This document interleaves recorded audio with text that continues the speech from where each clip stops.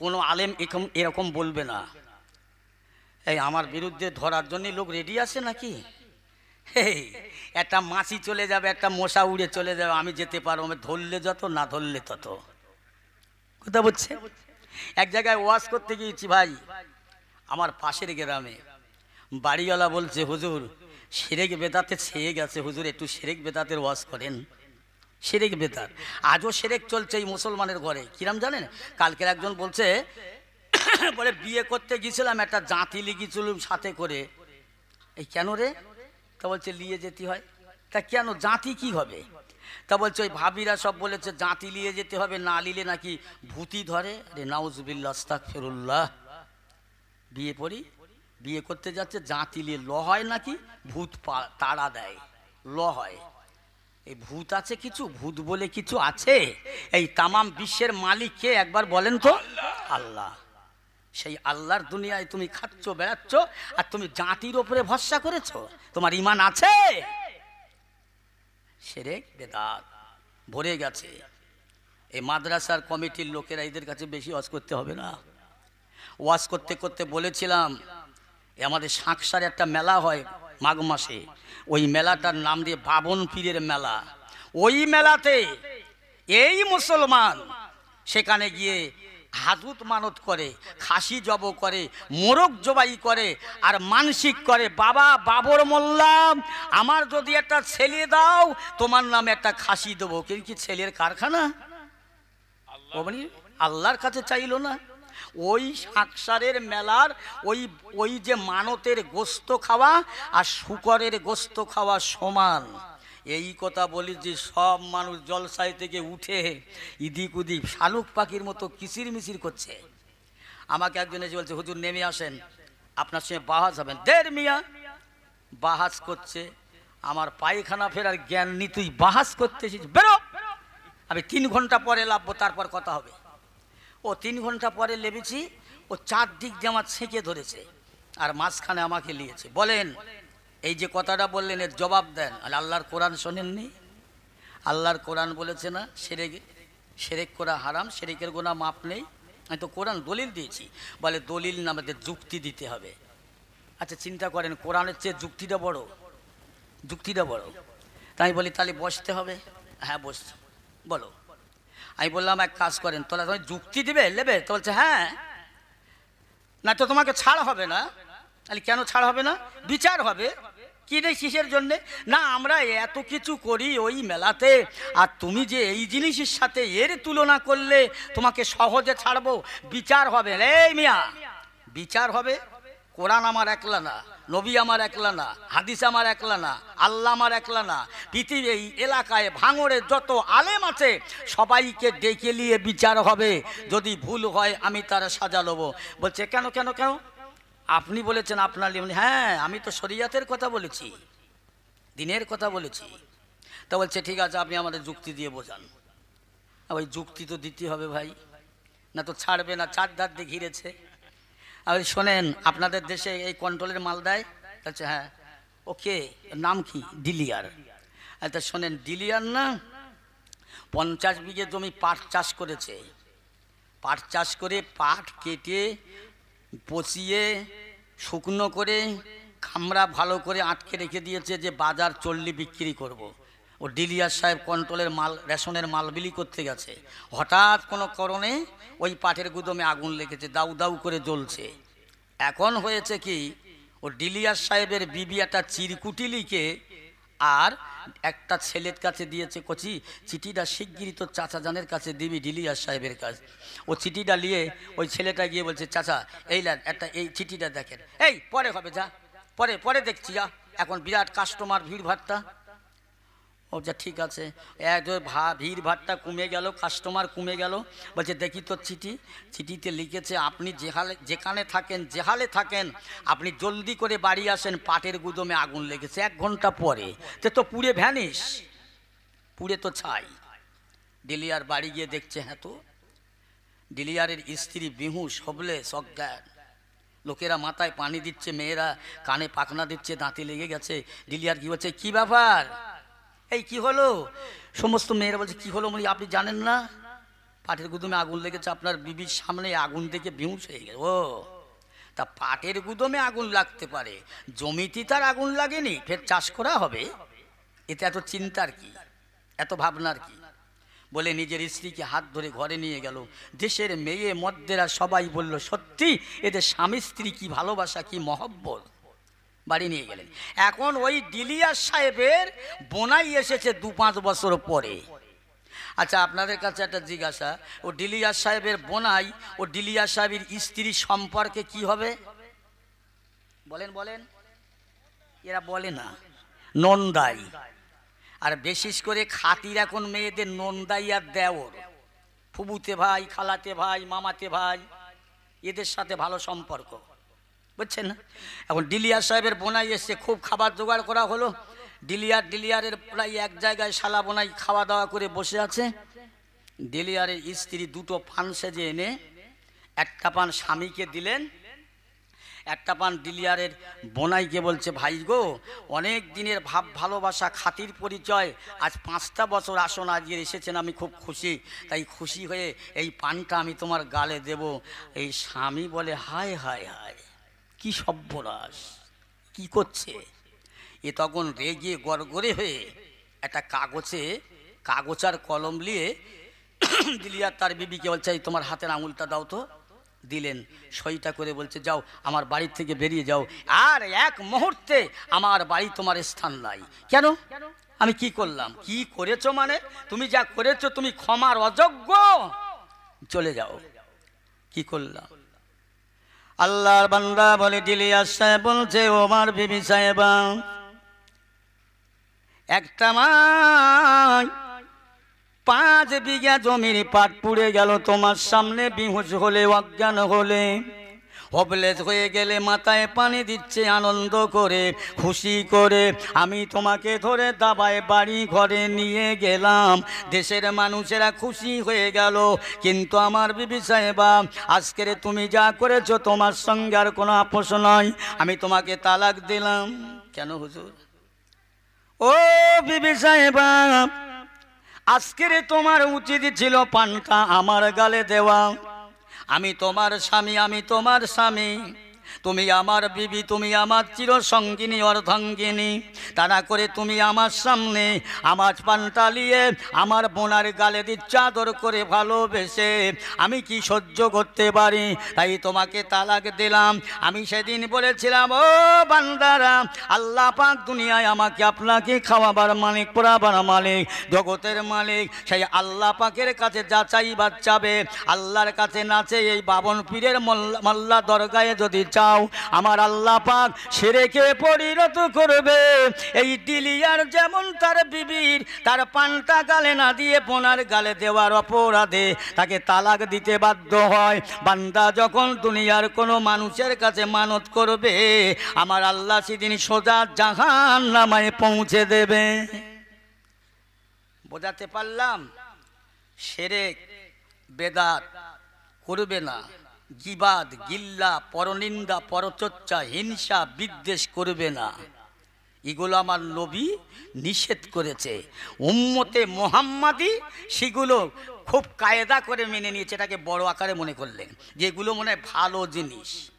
একটা কথা বলি, আমরা যারা এখানে বসে আছি ভাই, কেউ নবীকে দেখেছি? এই কথা বলেন। নবীকে দেখিনি, জান্নাত জাহান্নাম দেখিনি, আল্লাহ দেখিনি, না দেখে বিশ্বাস করেছি, মনে প্রাণে বিশ্বাস নিয়েছি। কত ভাগ্য আমাদের! বিশ্বাস করেছিল নবীকে দেখেছিল যারা, আবু জেহেল, আবু লাহাব, ওদবা, সায়েবা, এরা নবীকে দেখার পরে নবীর সঙ্গে দুশ্মনী করলো, শত্রুতা করলো, কলেমা নসিব হলো না। ধিকনামারির মানুষ নবীকে না দেখে বিশ্বাস করে রাতের অন্ধকারে নবিয়ানা মজলিসে এসে বসেছে। জোরে বলুন সুবহানাল্লাহ। দিনা মাওলানা মুহাম্মদ ওয়ালা আলী।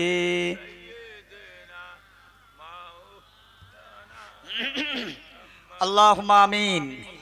ইয়া আল্লাহ পাক পরওয়ারদিগারে মাওলা, আপনার দরবারে আমরা যারা হাত পেতেছি কম বেশি গুনাহগার আল্লাহ, আমরা পাপী তাপী নাদান নালায়েক, সব থেকে মহা পাপী আমি আল্লাহ। আয় আল্লাহ, বাৎসরিক সালে সওয়াব খাস করে আপনার হাবিবানা যে মাদ্রাসা, এই প্রাঙ্গণে আল্লাহ এই মহান মিলাদুন্নবীর জলসাকে আপনার দরবারে কবুল করেন আল্লাহ। এই গ্রামের মানুষের কষ্ট, মেহনত, পরিশ্রম, টাকা পয়সা, কমিটি সমিতি, একনিষ্ঠ খাদেম, হেতাকাঙ্ক্ষী, দরদি, আল্লাহ সকলের জিন্দেগির জীবনের গুনাহ মাফ করে দেন আল্লাহ। এই গ্রামে যত মুর্দা হয়ে গেছে, গোরস্থানাবাসী হয়ে গেছে, আল্লাহ তাহাদিগকে মাফ করে দেন আল্লাহ। আপনি আমাদের পানে তাকিয়ে দেখুন আল্লাহ। মানুষ যখন মানুষের দরবারে সাহায্য চাই একটা হাত পাতে আল্লাহ, আমরা আপনার দরবারে হাত পেতে দিই দুটো করে হাত আল্লাহ। আমাদের হাত পানি আপনি দেখলে আমরা বড় গুনাহগার, হয়তো আমরা মাপের আওতায়, ক্ষমার আওতায় নেই, তবু আপনার দরবারে হাত পেতেছি। লা তাকনাতু মির রাহমাতিল্লাহ ইন্নাল্লাহা ইয়াগফিরুয যুনুবা জামিয়া ইন্নাহু হুয়াল গফুরুর রহিম। আয় আমাদের আল্লাহ, আপনি অঙ্গীকার করেছেন, ওয়াদা করেছেন, বান্দা যত গুনাহ করুক, গুনার ভয়, পাপের ভয়, কবরের ভয়, আযাবের ভয়, আমি আল্লাহর দরবারে একটা মুহূর্তের জন্যে বান্দা যদি হাত পাতে, বান্দার দুখানা দুটো চোখের কোনা দিয়ে যদি মাছির মাথা পানি বার হয়, কিংবা যদি পানি না বার করতে পারে, কান্নার মতো বাহানা করে, আমি আল্লাহ খুশি হয়ে তাদের জীবনের গুনাহ মাফ করে দিই। ও আমাদের আল্লাহ, দূর দূরান্তে থেকে কাছাকাছি পাশাপাশি গ্রামবাসী, আত্মীয় স্বজন, লোক কুটুম, আল্লাহ অনেক নামাজি মুসল্লি, আপনার আলেম বান্দা, হাক্কানি আল্লাহর হাজী সাহেব বান্দা থাকলে থাকতে পারে। আল্লাহ জানি চালের সাথে কাঁকড়ও বিক্রি হয়, ওই কাঁকড় কাজে লাগে না, লঙ্কার দামে লঙ্কার বোঁটা বিক্রি হয়ে যায়। আল্লাহ এই মজলিসে আপনার একজন যদি হক বান্দা, মাহবুব বান্দা, ইমানদার থাকে, আল্লাহ এতগুলো লোকের সকলের দোয়া তার ওসিলায় কবুল করে নাও। আয় আমাদের আল্লাহ, আপনার হাবিবের কদমের ওসিলা করে মজলিসটা কবুল করে নাও। কিয়ামতের মুসিবতের দিনে এই মজলিস আমাদের সবার জন্যে নাজাতের ওসিলা বানিয়ে দেবেন। সুবহান রাব্বিকা রব্বিল ইজ্জাতি আম্মা ইয়াসিফুন ওয়া সালামুন আলাল মুরসালিন ওয়ালহামদুলিল্লাহি রাব্বিল আলামিন। লা ইলাহা ইল্লাল্লাহু মুহাম্মাদুর রাসূলুল্লাহ সাল্লাল্লাহু আলাইহি ওয়াসাল্লাম। উপস্থিত মুআজ্জাজ মুহতারাম উলামায়ে কেরাম, আজকে এই জলসার বক্তাগণ, হুজুরগণেরা, এ মসজিদের এ মুআল্লার ইমাম সাহেব, মাদ্রাসার শিক্ষক, ছাত্র ছাত্রী, সাধারণ অসাধারণ, শিক্ষিত অশিক্ষিত, মুরব্বী, জোয়ান, যুবক, তরুণ তরুণেরা, রাতের অন্ধকার আড়ালে পর্দা অবস্থিত আমার মা ও বোনেরা, সকলের প্রতি রইল আমার আন্তরিক শুভেচ্ছা, মোবারকবাদ, ভালোবাসা জ্ঞাপন করি।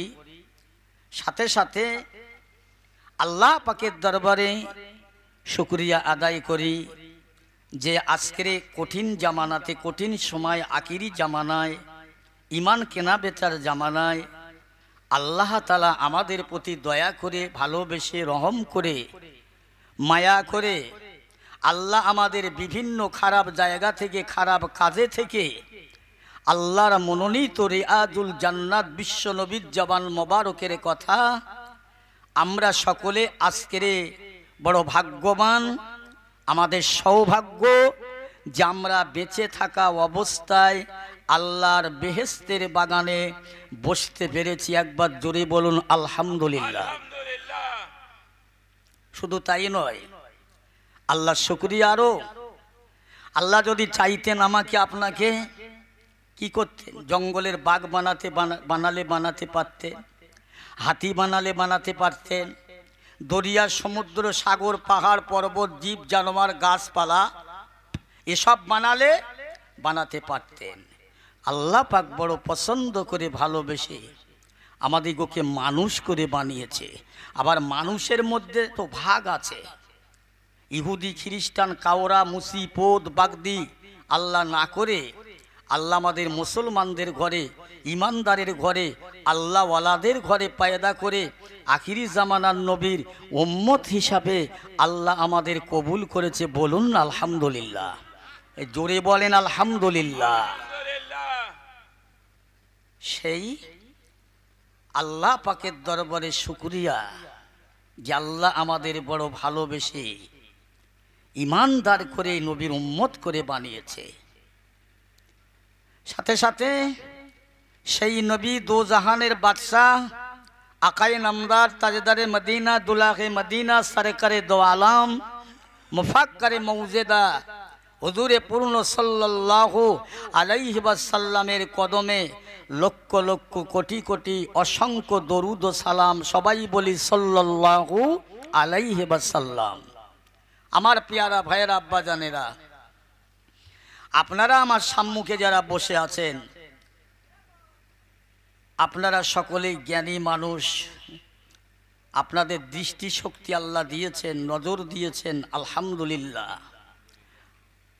আপনারা যারা বসে আছেন, অনেক বই পড়া, পুস্তক পড়া, কেতাব পড়া, হাদিস পড়া। আমি আপনাদের মাঝে একজন না জানা, কিছুই জানি না। খাস করে আল্লাহ পাক যদি রহম করে মাইকার সামনে দুটো কথা বলার শক্তি যদি দিতে থাকে, আল্লাহ দিয়েছে।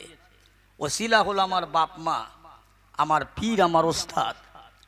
ওসিলা হলো আলেম ওলামারা, বাকি মর্জি মোবারক আল্লাহর। কথা বলছে, আজকের যে জলসা হচ্ছে, এ জলসার একটা ঐতিহ্য আছে।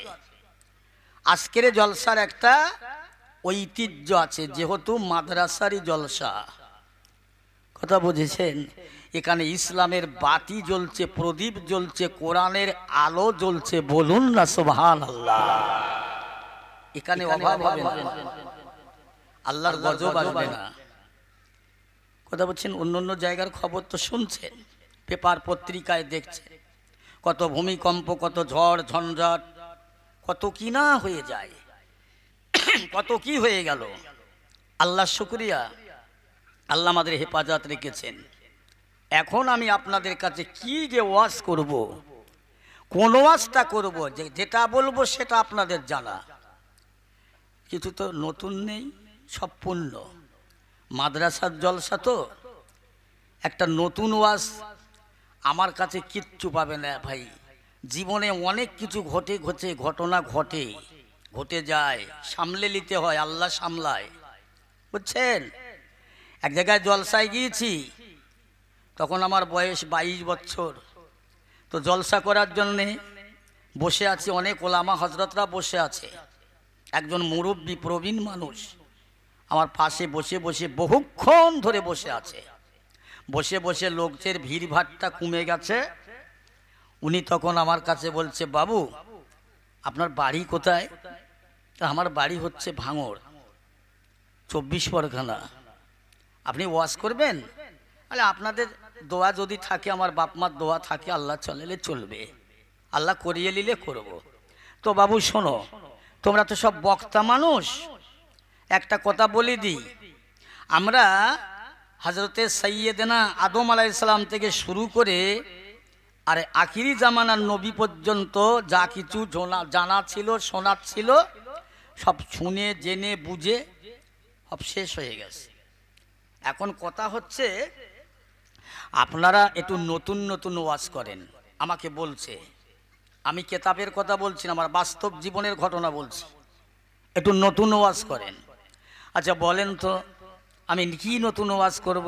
এই যে চিন্তা করছি, লোকটা তো বয়স্ক মানুষ, আমি কি বলি কি করি, এর মধ্যে কিছু মালপত্র আছে কিনা তাও তো জানি না, তা আমি যাচাই বাছাই করব কি করে? তা তখন আমি বলছি, বাবু এই যে নতুন ওয়াজ শুনতে চাইছেন, এইটা আমার কাছে না বলে আলেম ওলামারা আছে, হাক্কানি মুফতি সাহেবরা, ওদের কাছে বললে তো ওরা বলতো। বলে কেন, আপনি তো বক্তা, আপনি তো ওয়াজ করেন। তাই তো ঠেলে দিলে ঘাড়ে। তা আমি এখন চিন্তা করছি কিভাবে কি করি। নতুন ওয়াজ শুনতে চাইলো, তা আমি লোকটাকে জিজ্ঞাসা করছি, বলি বাবু আপনি কি করেন? বলছে আমি প্রাইমারি স্কুলের হেডমাস্টার ছিলাম। তাহলে তো যাতা জিনিস নয়, হ্যাঁ, এর মাঝে তো মাল মশলা আছে। আচ্ছা এই কি জবাব দেব? আলে বাবু শোনেন, আপনি যে আমার কাছে নতুন ওয়াজ শুনতে চাইলেন, এই নতুন ওয়াজ আল্লাহ চাই আমি করব আপনার কাছে।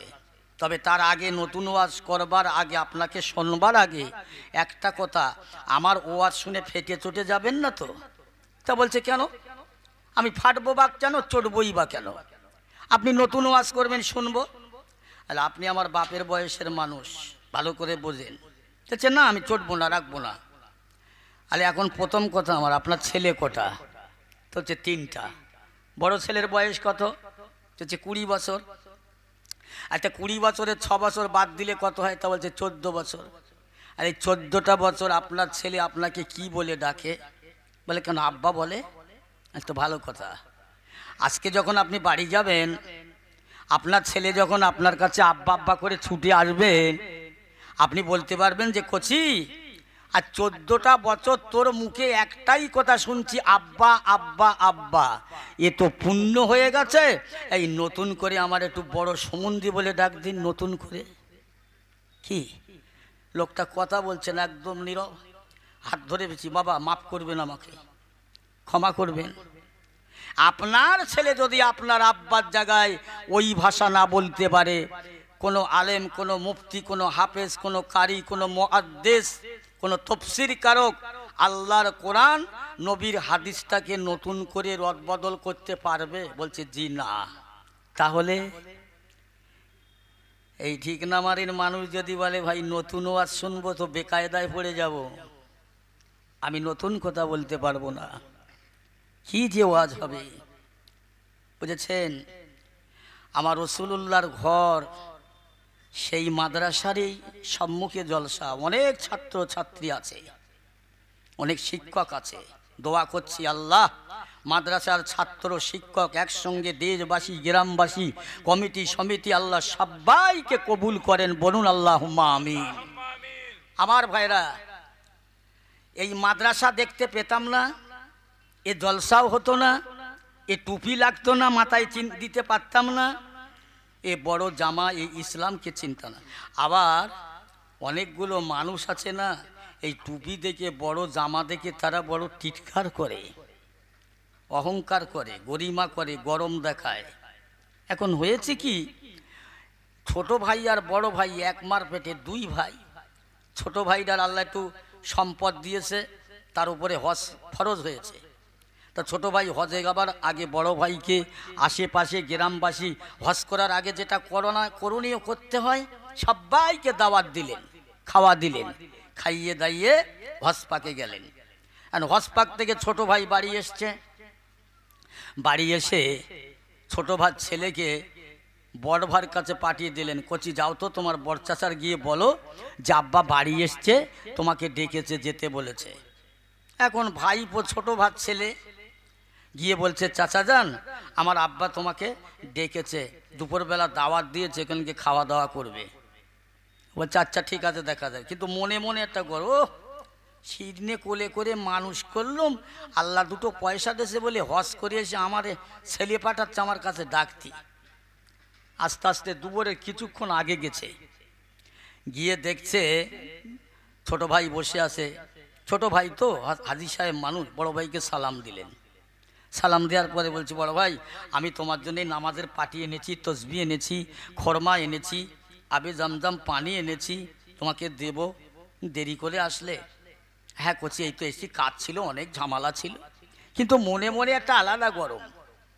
ছোট ভাই পয়সা হয়েছে বলে আজকে হজ পাকে গিয়েছে। এখন এই ঘুরতে ঘুরতে ছোট ভাই গোসল করতে গিয়েছে, বড় ভাইকে বলছে ভাই বসো আমি গোসল করে আসি। উনি করেছে কি, এই ছোট ভাই হাজী সাহেবের জামাটা গায়ে দিয়েছে, গায়ে দিয়ে বেরিয়েছে। এখন সমস্ত লোকে সালাম দিচ্ছে, আসসালামু আলাইকুম আলাইকুম। এ তখন বলছো এ হজ ফস কিছু নেই, বড় জামাই কল, এ শুদ্ধ সালাম দেয়, বড় জামা গায়ে দিলে সালাম দেয়, বুঝেছি। ইনি তখন সারা গ্রাম ঘুরে ঘুরে এসে বলছে, কচি আমি তোমার জামাটা গায়ে দিচ্ছি, কচি ভালো হয়েছে বড় ভাই, মাশাআল্লাহ, আপনি আমার বয়সের বড় মুরব্বী, আপনি আমার জামা গায়ে দিয়েছেন, আমার খুব ভালো, আমি খুশি। এখন ঘুরতে ঘুরতে আসরের নামাজ পড়তে হবে, উনি মসজিদে গিয়ে হাজির। সমস্ত মুসল্লির এক দৃষ্টে তাকিয়ে আছে, এই লোকটা ছাড়া তো আর ইমামতি করার যোগ্য নয়, ও তো বাড়ে কিচ্ছু নেই, কি হবে? কিন্তু সবাই বলছে হুজুর আগে যান। না না না না না না না, আপনি আগে যান। বলছে না না, বলে আপনার তো আর এখানে কেউ নেই নামাজ পাবি, নামাজটা পড়ান। বুঝছেন? তা আসরের নামাজটা তো গোপনে গোপনে কিভাবে কি করেছে, উনি ওই জামা গায়ে দিয়ে মসজিদে বসে আছে, মগরেবটা পড়ে ফিরবে। ও মগরেবের সময় সেদিন ইমাম সাহেবের ছুটি, ও মসজিদের ও বসে আছে, আজান দিয়েছে, মুয়াজ্জিন দিয়ে বলছে হুজুর আগে যান। বলছে না না আমি যাব না। বলছে না, আপনার থেকে আর এখানে এমন তেমন কেউ নেই, আমার দেখা যাচ্ছে আপনি ছাড়া পারবেন। এ তো সর্বনাশে বেকায়দায় পড়ে গেল। কোনো রকমে গিয়ে 3 রাকাত নামাজ, জাহিরি 2 রাকাত। প্রথম রাকাতে সূরা ফাতিহা পড়েছে আর একটা সূরা মিলিয়ে রুকুই গিয়েছে, রুকুই থেকে উঠে সেজদায় গিয়েছে, ও আর ওঠে না। ও সুবহানা রব্বিয়াল আলা 5 বার 7 বার 10 বার 20 বার হয়ে যাচ্ছে, ওঠে না। মুসল্লিরা সব বলছে হেরা কিরাম নামাজ পড়ছে, এ কিনে ধাক্কা মারছে। ওরা একজনা মুসল্লি, ও ইমাম সাহেব চিন্তা করলো যে যদি আমি আল্লাহু আকবার বলে উঠি তো মুসল্লিরা সব উঠবে, আর তোমার ভাঁড়ে কিচ্ছু নেই। ও তখন আল্লাহু আকবার না বলে বাঁধার দিয়ে বেরিয়ে জানালা ফাঁকা ছিল চলে গেছে। মুসল্লিরা মাথা উঁচু করে বলছে ইমাম সাহেব নেই। এই তো সে ইমাম সাহেব কোথায়? এই তাই তো, এই ইমাম সাহেব কই? এই নামাজটা পড়ে নাও, নামাজটা পড়ে, সময় চলে যাচ্ছে। নামাজটা পড়ে নিয়ে সব বেরিয়ে দেখছে না, ও বড় ভাই বাজারে গিয়ে চিংড়ি মাছের দাম করছে। লোক সব গিয়ে বলছে কি আগে মিয়া, এই তোমার কাণ্ডজ্ঞান কি? বলে আমি তো বলেছি আমি যাব না। তাই এটা আমার গায়ে দিলে কেন? বলছি এটা আমার ছোট ভাত জামা। বুঝেছেন? খুব গরম, বড় জামা গায়ে দিয়ে দেখো না, যারা গায়ে দেয় তাদের তো নাক ছিটকায়। বড় জামা সুন্নতি লেবাস রাসূলুল্লাহর ব্যবহার করে, তার উপরে বড় না চাল চলন, গরম দেখাবেন না। ছোট হোক আর বড় হোক, শিক্ষা হোক আর নাই থাক, মানুষকে ছোট করবে না। আল্লাহ রসুল বলছে কোনো মানুষ হয়ে কোনো মানুষের গীবাত করবে না, কোনো মানুষ হয়ে কোনো মানুষের অন্যায়টাকে তুমি রাস্তাঘাটে হাটে বাজারে গ্রামে গঞ্জে তুমি ছড়াইও না। এটা হলো গীবাত। আল্লাহ গীবাত ও আসাধ্য মিনাল জিনা, গীবাত হলো জেনার সমতুল্য গোনা। উনি সরবেরিয়ার বাজারে যাচ্ছে আর ইনি ঘটপুকুর যাচ্ছে, মাঝখানে দেখে এই দাঁড়াও। দাঁড়ালো, কি হয়েছে? বলে শুনেছো? বলে কি? বলে আব্দুল করিমের ছেলে আর আব্দুর রহিমের মেয়ে দুজনা চলে গেছে। তা গেছে, তোর কি হয়েছে? ও না বললি নিরুপায়। এই কারোর সাথে যেন বলুনি। উনি 4 দোকানে গিয়ে আগে প্রথম ঢুকি বলছে এই শুনেছো, এই এই এই এই সেই সেই তাই তাই। গীবাদের সর্বনাশ হচ্ছে। বলেন আল্লাহর হস্তে মাফ করবেন আমাকে। জলসা দিয়েছেন যারা, জলসা যারা শুনছেন, জলসারা করছেন, এই 3 শ্রেণীর মানুষের কিন্তু নিয়ত এক নয়। আমি ভেঙে চুরে বলে যাচ্ছি, জলসা যারা দেবেন, জলসা যারা করেন, জলসা যারা শোনেন, এই 3টে শ্রেণীর ভিতরে ভাগ আছে, ভাগ আছে। এখন আমি আমার কথা বলি, ধিকনা মারুন মারির মানুষ গল্প করছে, এই অন্ধকে দাওয়াত করতে হবে, ওকে দাওয়াত করতে হবে। ফোন করছেন হুজুর আপনার এই তারিখে দাওয়াত নিতে হবে। না রে বাবু, আমার 2টো হয়ে আছে। হুজুর সকালবেলা আসতে হবে, না হলে জলসা হবে না। আপনার না হলে গ্রামের মানুষ চাঁদা দিচ্ছে না। আরে বাবা, আমি তো একদম ফুলে ফেঁপে উড়িষ্যার হালের গরু হয়ে গেলাম। হ্যাঁ, আমার না হলে জলসা হবে না, চালাকি।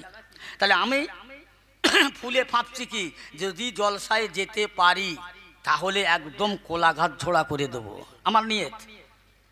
এই শুনছেন তো আমার কথা? আমার কথা শুনছেন? হ্যাঁ না বলেন না?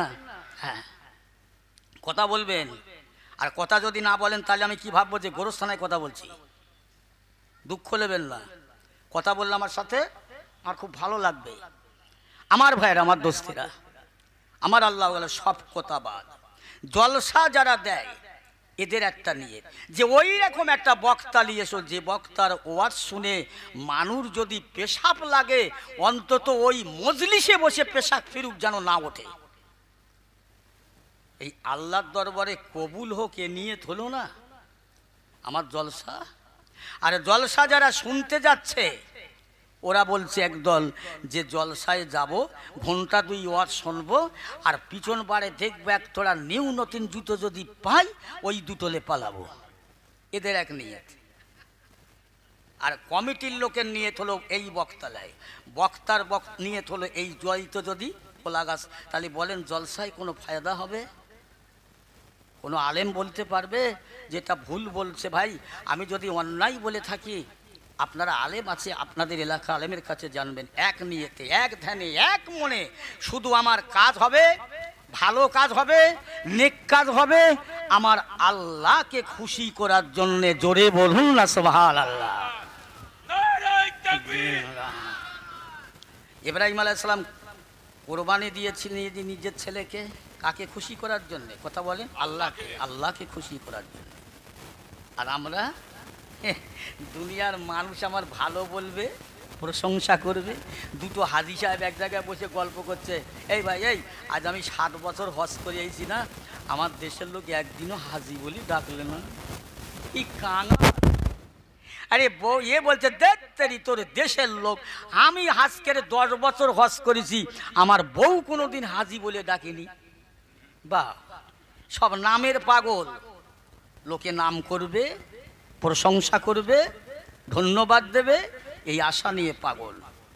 হায়, আল্লাহকে যারা খুশি করেছিল না, আল্লাহকে যারা খুশি রাজি করেছিল, তারা দুনিয়ার কোনো আশায় নয়, নামের কাঙাল নয়। তারা চেয়েছিল যে আমার ইবাদতে, তেলাওয়াতে, আমলে, আমার দানে, সাদগায়, আমার ভালো কাজে আমার আল্লাহ যেন রাজি হয়। জোরে বলুন না সুবহানাল্লাহ। তবে তো তোমার সব কিছু। তাহলে মানুষ দেখানো কিছু করে যাবে না, আল্লাহ রসুলকে খুশি করার জন্যে। প্যারে হাজরিন, আমার ভাইরা, আমার দোস্তেরা, এই সেই জলসা, নবিয়ানা জলসা, নবিয়ানা মজলিস। কি বলছিলাম? যে মানুষের পেছনে গিবাদ করো না, আল্লাহ রসুল নিষেধ করেছে। তুমি একে অপরের পাপটা যদি গোপন করো, লুকিয়ে দাও, কাল কিয়ামতে তোমার পাপগুলো আমার আল্লাহ গোপন করে দেবে। বলুন না সুবহানাল্লাহ।